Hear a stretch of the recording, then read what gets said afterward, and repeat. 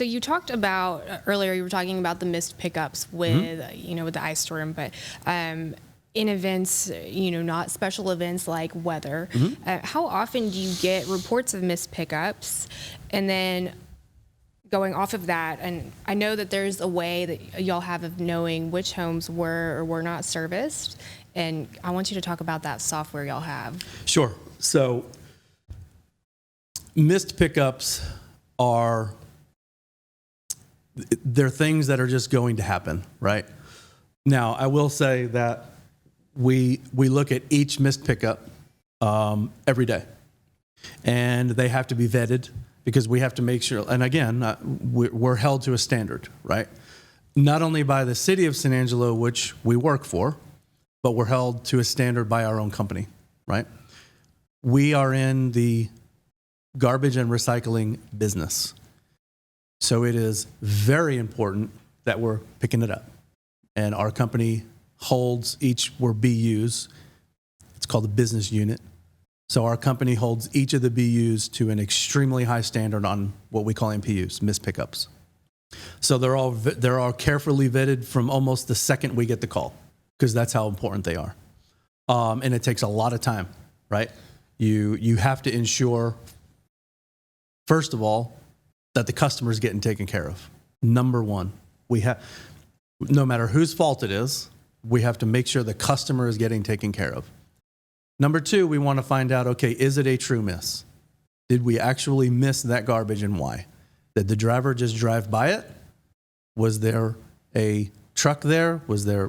Things happen, right? We all have work. There's a lot of work going on with infrastructure being laid in different parts of the communities right now with fiber and things like that. So there's a lot of machinery that's in the street right now. So we get some calls over that, right? I mean, there's just times where things are going to be blocked, and we understand that it happens. There's also times where we just make a mistake, right? I am never going to sit here and say that we are absolutely perfect every day, right? Because no one is. We deal with people. We don't deal with robots. Our people are out there every day, and there's a lot of distractions in that truck. There's a lot of buzzers, and there's a lot of noise going on. They're looking at their map. They're looking at their route sheet. Sometimes things just happen, right? But we always make sure that we get the customer taken care of before we're working on, finding out whose fault it is. That's the least of my worries when the MPUs are coming in as to fault. We got to get the customer service, and then we're going to figure out we're going to vet what went wrong. Is this something we did, or is this something we need to work with the customer on, right? And that's what we do every single day.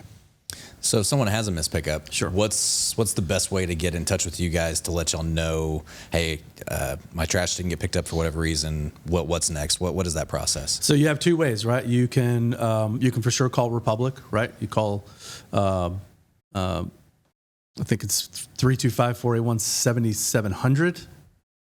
I don't really call ourselves that much, or the city, right? So the city bills, the city water office bills the trash service, right? So they're fine folks down there could absolutely take it and make sure that it gets documented and sent over. And I will say that we have a fairly robust system of tracking MPUs. We've got what's called a PDV system, right? So it's a technology that we use where if a driver for some reason is unable to service a container, whether it's a commercial or doesn't matter what it is. It could be a commercial, it could be a roll-off, or it could be one of our homes. They document it on the spot, right? And that gives us a timestamp. It gives us a actual color photo, and it gives the GPS coordinates of where he was.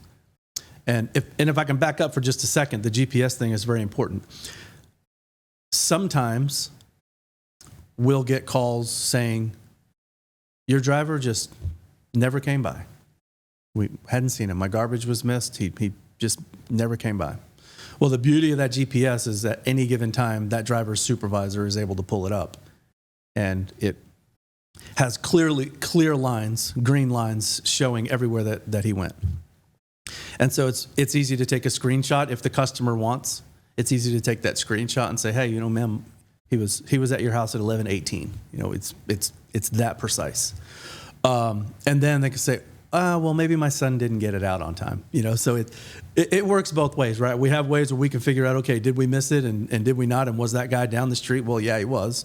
Chances are, if you go down a street that has 100 homes, you really, you know, the way the system is designed, you typically wouldn't just skip one, right? If a truck goes down and we missed one side of the street because it's picked up later in the day, then obviously that happens. But we know that well in advance, and we're out doing call blasts. So it happens, right? It's sometimes it's us, and sometimes it's just people forget. We would love for everybody to try to get in the habit of having it out the night before. That makes life a lot easier, because if you know, obviously we don't start to pick up on the residential side until 7 a.m. But you know, those guys at 7 a.m. are ready to go.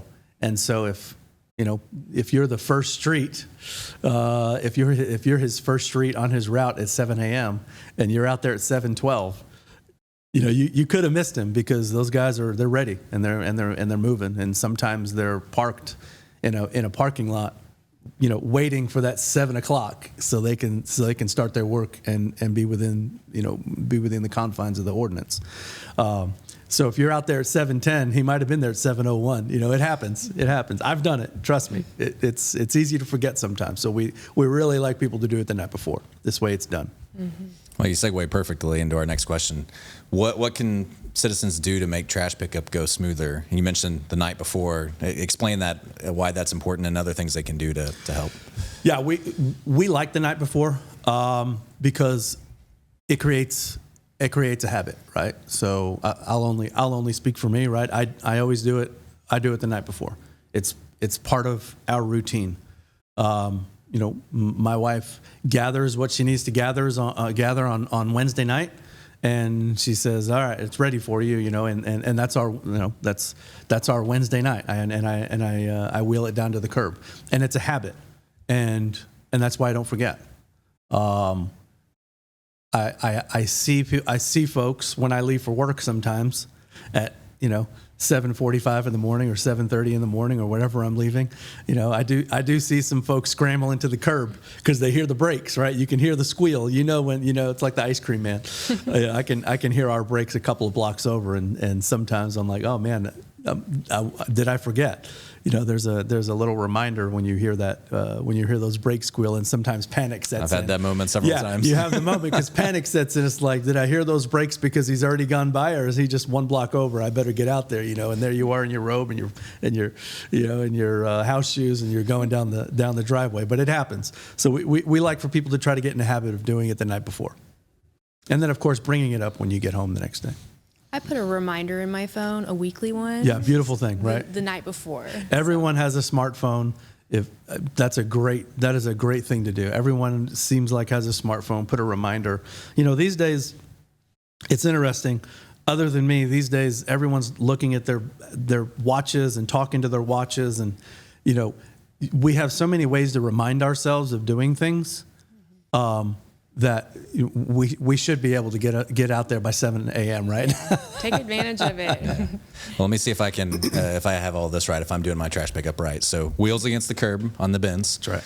And you want at least about 3 feet in between each bin, so that way the arms can grab the trash cans. If they're too close together, then the arms can't get in, right? Yeah, so that's an excellent point. And believe it or not, I get that question a lot. And people always ask, I don't understand, what's the 3-foot rule? Why do y'all care about the 3-foot rule? Well, if you've never watched those arms come out, first of all, they're very long. They open up extremely wide and then they close, right? So if the cans are squished together, what happens is he's going to make the attempt to pick up your garbage, trust me.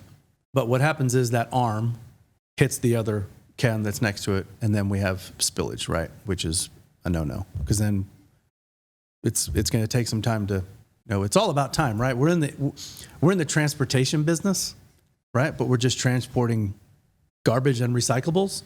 And transportation business is all about what? The time and the weight, right? So we want to get in and we want to get out. We want to get off the streets, right?